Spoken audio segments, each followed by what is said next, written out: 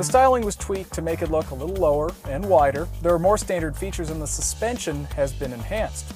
There are also new and improved engines. The base V6 will technically return unchanged for 2016, but the new Cayenne S engine is the same twin-turbo 420 horsepower V6 introduced in the Macan Turbo. Then there's the revised 520 horsepower turbo model, and for 2016 it's joined by the 570 horsepower Turbo S. Now on the other end of the spectrum, there's a Cayenne diesel good for 23 miles per gallon combined, and the Cayenne plug-in hybrid that nearly matches the acceleration of the Cayenne S, but can run purely on electricity for up to 14 miles. The Cayenne S is bound to be the most popular, and that new Turbo V6 brings it from 0 to 60 in about 5 seconds.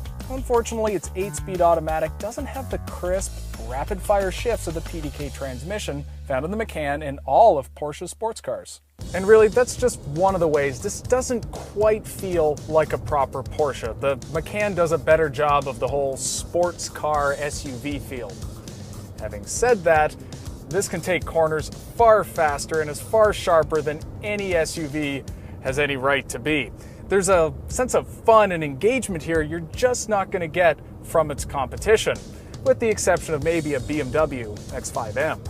However, even if the Macan is better to drive, the Cayenne still has a leg up inside. For one, it's a lot bigger. It has considerably more cargo capacity, although at around 60 cubic feet, it is fairly modest for a mid-sized luxury SUV. There's definitely more sport here than utility. If you do need a bit more cargo room, the back seat does slide forward in order to free up some space. It also reclines for comfort and is very nicely contoured to keep you in place. Of course, they don't hold a candle to the ones up here. Porsche does seats very well. Even the base 8-way sports seats are more supportive than most, but these optional adaptive sports seats, they're really something. They gain a whole whack of adjustments. You got thigh extension, you got seat bottom bolster, side bolsters, and a whole bunch of lumbar. These are incredibly comfortable, and really, they're well worth the extra cost.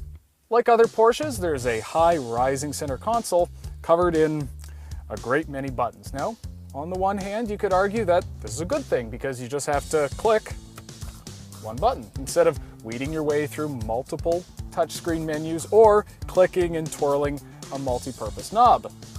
On the other hand, there's a whole lot of buttons, and there's still a good chance you're going to have to weed through a touchscreen.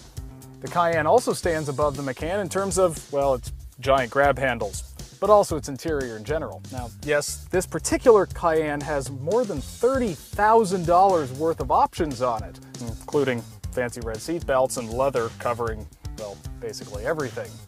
In general, this does feel like a higher-end model that stands toe-to-toe, if not a little higher, than a BMW X5 and Range Rover Sport.